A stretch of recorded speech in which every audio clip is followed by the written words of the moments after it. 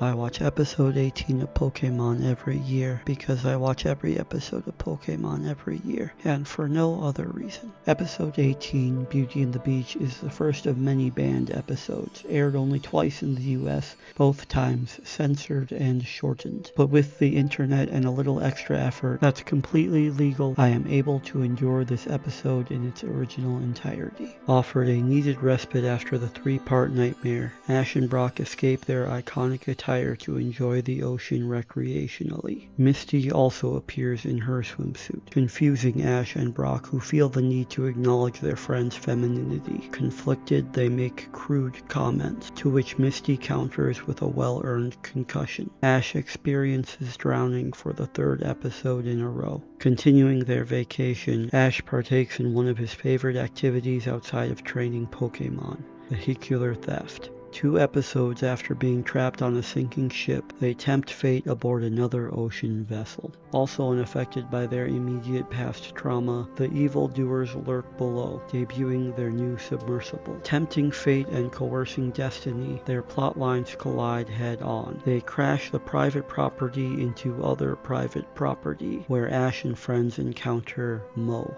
the owner of both the boat and the dock. They encounter Mo a little too much. Fate isn't the only thing tempted in this episode. The scoundrels encounter Brutella, who offers them paid work at her restaurant. They hop on this side hustle, hoping an afternoon of tips will be enough to repair their custom-made detailed submarine/tank. Mo owns a competing tourist trap where Ash and friends must now provide free labor. Ash and Brock bark, still shirtless, promoting a business they're unfamiliar with, owned by a person they know even less about, whereas the delinquents attract tourists to their clearly superior eatery in tightly trimmed attire. Every second counts. Intimidated, Ash uses his Pokemon as more free labor for this business that was apparently, up until today, ran solely by one elderly man. Health codes and labor laws aren't the only things he intends to violate. The opposition easily sabotages them, destroying their entire business infrastructure with a single circular fan, a banana peel, and a few tanks of propane. Brutella confronts Mo, revealing that Mo's mismanagement extends even further. Mo is in severe debt to Brutella, and in defaulting on the loan, he will lose his boat as collateral. Facing financial ruin, Mo trauma dumps on a 10-year-old. Mo's money, Mo's problems. The boat is apparently his most prized possession, that he left unsecured on the open water where it could be easily stolen by children. His dream is to travel the world on his boat. That's it. But that's enough to embolden Ash to continue to involve himself. They decide to help Mo out of a sense of obligation for damaging property that isn't even his, really. But they have no ideas to offer outside of more theft. Cue the more competent adults. Ash's mentor and mother, who are vacationing together. Professor Oak and Delia Ketchum. They offer a plan involving another staple of tourist destinations, a beauty and costume contest. Misty decides to enlist in the competition after another elder statesman comments on her appearance, in the hopes to at least get something in return for the constant beratement of her body image. The contest attracts affluent travelers, who Mo is also keen to take advantage of through surge pricing, further assuring his personal finances. Amongst the crowds of the competition, Delia speaks with her son about his journeys thus far, inquiring on his safety. Since allowing her preteen son to venture the world, he has been declared dead,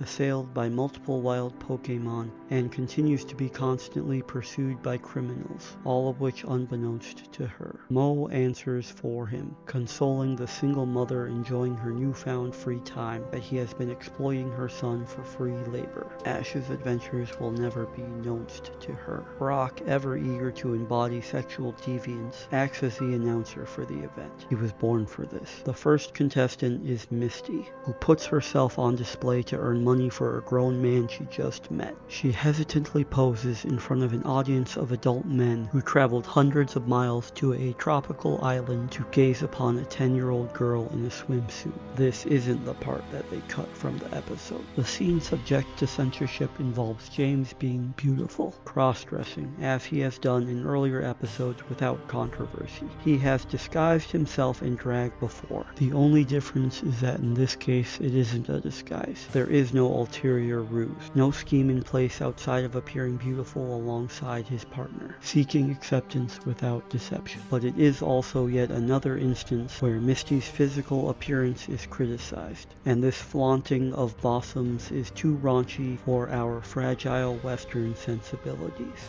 It is a beauty and costume contest, to which James intended to represent is clear. The costume portion of the contest includes Squirtle and Starmie as aliens and Ekans and Coughing as racism. In August of 2000, that part made the cut. The final contestant is another reminder of how far Ash has come. Marking his arrival with an act of animal abuse, the Nepo baby takes the stage. Ash is now confronted by everyone he was trying to escape from in his hometown. Gary Oak is not beautiful, nor is he in costume. With a microphone that he got from somewhere, Gary uses his stage time to single out Ash in particular, for no other reason than to bully him without repercussions in front of both of their parental guardians. Gary calls Ash Ashy in front of the woman that gave him birth and that name, and nobody stops him. All of the adults are again incompetent. The only adult showing an ounce of competence is Brutella, who runs a successful and legitimate high-class restaurant, and offered fair wages to known felons, and repaired their home/vehicle for free. And in the most gracious and cognizant act of the episode, she convinces them to perform a single good deed, destroying the beauty contest and Moe's restaurant. The agents storm the beach in their rage engine, pushing back the pedophiles and ending this jamboree of judgment. Ash tries to assuade the audience, consoling them with the fact that it's not a real Gyarados, just a 2-ton tank armed with live ammunition. Ash forces Charmander to act as an easy target for incoming explosives, more trauma for the most emotionally fragile of the bunch. They redirect the blast to the only respectable establishment on the island and Brutella herself. In an episode about beauty, they went out of their way to involve a character who isn't. Brutella's face is more detailed than everyone else's combined. Her teeth are in the single digits. She has dry, wrinkly skin, a small, snub nose, and eyes that avoid mirrors. She has a face for some that is too real. Moe's incompetence and exploitative nature is again rewarded. In the end, Moe got everything that he wanted, almost everything. Leaving his boat out in the first place was probably insurance fraud. The restaurant was a front. Traveling the world is code for drug smuggling. He takes his boat to sea, and he is never seen again. Every boat in the show thus far has sunk. Hopefully he rests in the abyss with the St. Anne. At the end of the episode, the trophy is held by Delia. Is it Delia or Delia? And is inscribed, "First place in our hearts, Ash Ketchum."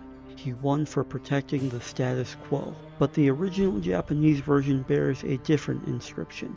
No winner was declared. Nobody won the contest because it was just another scam. After airing twice as a lost episode, it never took breath again. I too would be eager to pretend that I had never met Moe. Its absence from American audiences isn't noticeable. This excursion was an easy exclusion. No new discoveries were made. No new Pokemon were featured. The Who's That Pokemon is just Pidgeotto, who technically is in this episode. In the original version, Brutella is given that honor. She is further denigrated for her appearance by the show itself. Who's That Pokemon?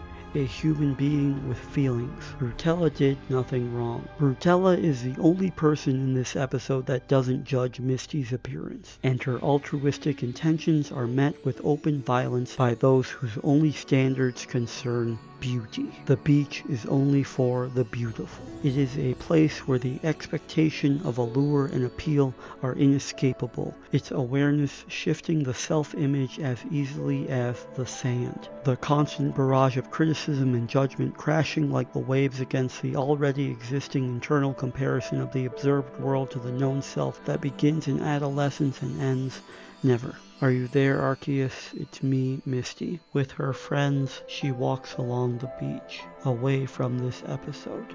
To be continued.